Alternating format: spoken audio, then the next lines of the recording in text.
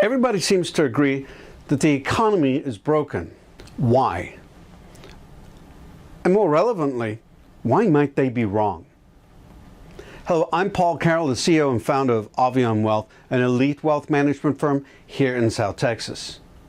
As we know, Trump promised to make America great again, and Biden is spending $2 trillion to build back better. Despite the fact that 80% of the population are expressing concern for their or their children's future, what we see when we look at the numbers is relative to the rest of the world, the United States economy is a stunning success. And I'll give you an example. America is the world's richest, most productive, and innovative country. Let's look at China. China has grown phenomenally since the 1990s. Back in 1990, the United States was 25% of global GDP. Despite China's phenomenal growth, the United States still is at 25% of GDP. In fact, back in 1990, the G7, supposedly the biggest economies in the world, the United States was 40% of their GDP. Today, it's 58%. So yes, China has grown. China has its own problems. We've talked about that. But what the United States has pulled off is absolutely phenomenal. In fact, let's look at Europe. One of the richest areas of the world after the United States. In purchasing power parity terms, the average income in Mississippi, about $50,000 a year, the poorest state in the United States, ranks equal or actually exceeds that of France, one of the richest nations in Europe. So let's talk about 6 reasons why the United States is outperforming its peers. Number 1, better productivity. Yes, everyone knows Americans work more hours and take fewer holidays than the rest of the world. But during those working hours, Americans are also more efficient and more productive.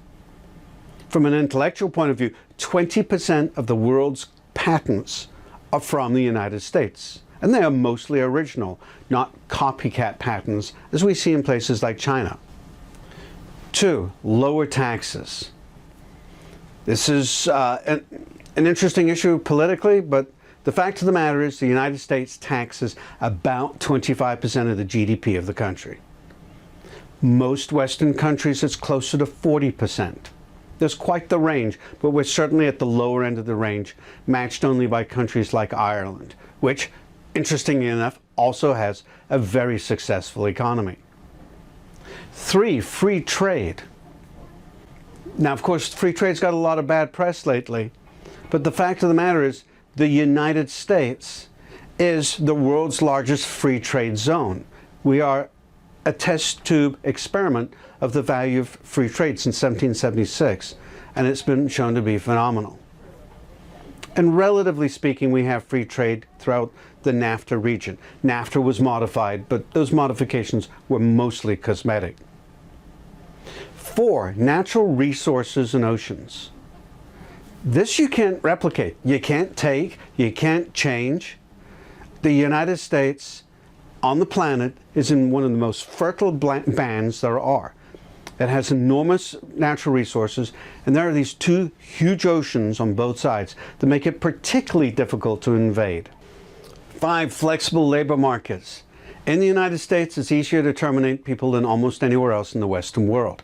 Within certain states, it's easier, the right-to-work states. And guess what? What do you see in right-to-work states? Low unemployment. People come from other states to the right-to-work states. People come from other nations to the United States. The right to work is the right to be fired. The 2 are very highly intertwined. Companies don't want to take risks hiring people who don't have the right background, who don't have experience, who maybe come from a disadvantaged demographic. If when things don't go right, they can't let them go. And 6, demographics. The United States has a younger population and a higher birth rate than most Western countries. This was particularly true up till 2008. Unfortunately, after the Great Recession, the United States started mimicking the rest of the world in that its birth rate dropped below replacement rate. But we have higher immigration than most countries. It's not what it used to be. So those are the 6 reasons why the United States is outperforming its peers. Why do we have this huge misperception? First and foremost, fake news and ad-driven outrage from social media and the internet. When studies are done on fake news, it's amazing how much of the confirmed fake news was actually generated by companies trying to drive advertising. It wasn't even politically motivated or issue motivated. It's a huge problem with the internet. It's interesting, they're talking about banning TikTok in the West, and the Chinese are arguing. In China, TikTok is functionally banned for anyone under the age of about 25. There are very strict rules on how many hours a day people can access these.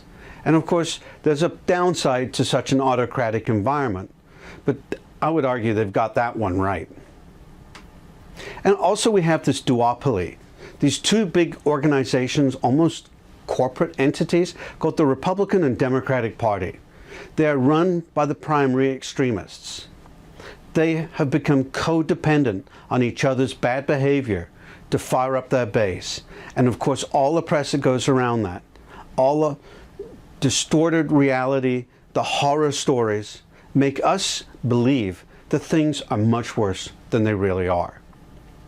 So I will make this case that the economy is not broken, that 3.5% unemployment is not a recession, that inflation at 5-6%, though not great, is something that many countries would wish for, especially post-COVID. In the next video, we're going to talk about what are the concerns most people have, why do they think the economy is most broken, and what can go wrong, what we should worry about, and maybe what we shouldn't. I wish you the best of investing success.